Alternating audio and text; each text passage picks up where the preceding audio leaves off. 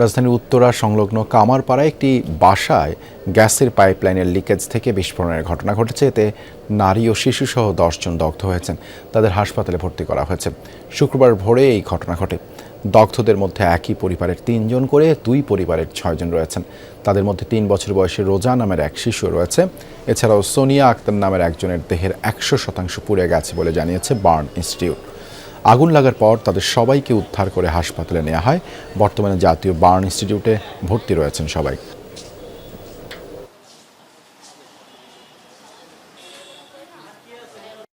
দুই বোন, এক বোনের জামাই আর মেয়ে একটা 3 বছরের, আর আমার নিজের মেয়ে একটা 20 বছরের। আমার ভাই একটা, ভাই এলো 2টা, 9 জন। কি থেকে কি হয়েছে এটা ইনভেস্টিগেশন করার পর বোঝা যাবে। শুনলাম এর আগে তো কিছু বলতে পারতাছি না আমরা।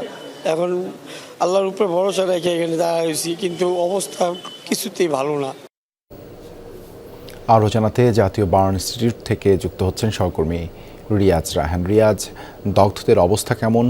বিস্ফোরণের পুরো ঘটনা সম্পর্কে আমাদেরকে ধারণা দেবেন। দেবাশিস, দুঃখজনক ঘটনা।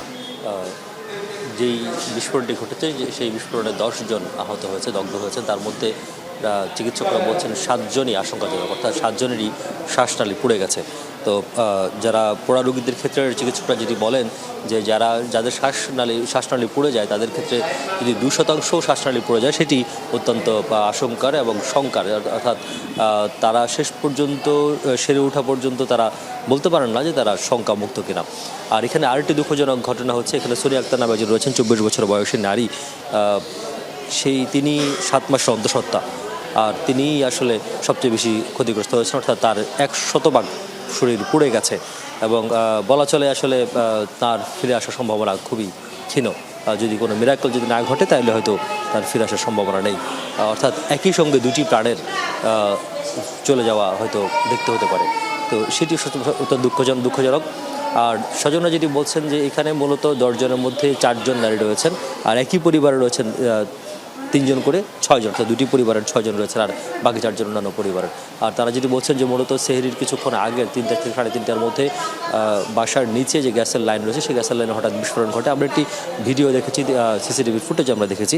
সেটিতে দেখা যায় সেহরি করার জন্য মূলত যারা উঠেছিলেন বাসার নিচের কিছু যারা থাকেন তারা, এবং তখনই হঠাৎ বিস্ফোরণের ঘটনা ঘটে। বিস্ফোরণের সাথে সাথেই পুরো বাড়িটি অন্ধকার হয়ে যায় বা আগুনের সাথে সাথে ধোঁয়ায় অন্ধকারাচ্ছন্ন হয়ে যায় এবং সেখানে বেশ কিছু বাড়িটি ক্ষতিগ্রস্ত হয়, অর্থাৎ যে দেয়ালগুলো রয়েছে সেই দেয়ালের পলেস্তরা খসে পড়ে, ইটগুলো খসে পড়ে এবং বড় ধরনের বিকট শব্দে সেটি বিস্ফোরিত হয় এবং সাথে সাথেই 2টি পরিবারের 6 জন সহ মোট 10 জন দগ্ধ। তাদেরকে ঢাকা মেডিকেল কলেজ হাসপাতালে, অর্থাৎ জাতীয় বার্ন এবং প্লাস্টিক সার্জারি যে ইউনিট রয়েছে সেই বার্ন এবং প্লাস্টিক সার্জারি ইউনিটে নিয়ে আসা হয়েছে।